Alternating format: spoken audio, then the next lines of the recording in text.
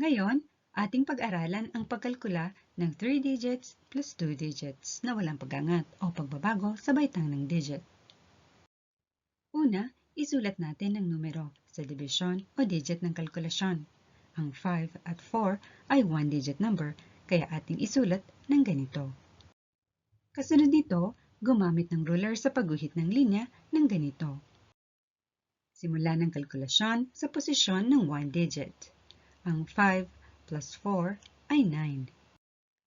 Next, magkalkula tayo sa 10 digit. Ang 2 plus 3 ay 5. Last, magkalkula tayo sa 100 digit. Ang 4 plus 0 ay 4. Panghuli, isulat ang sagot ng equation na nasa itaas. Dito nagtatapos ang ating pagkalkula. Tayo magsanay. Pindutin pansamantala ang pause icon. Ating unawain ang katanungan sa pagsasanay. Pindutin ang play icon kapag natapos sagutin ang katanungan. Markahan natin ng bilog. Ngayon, magtugma tayo ng sagot. Number 1, 603 plus 95.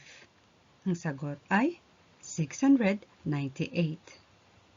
Number 2, 287 plus 12. Ating alamin ang sagot tulad sa number 1. Ang sagot ay 299.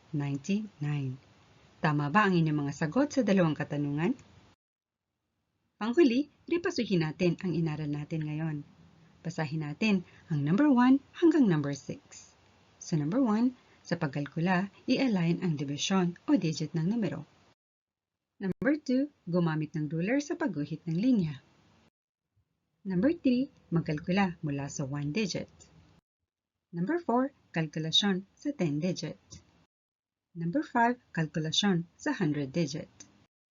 Number 6, isulat ang sagot. Ito ang katapusan ng ating pag-aaral sa araw na ito.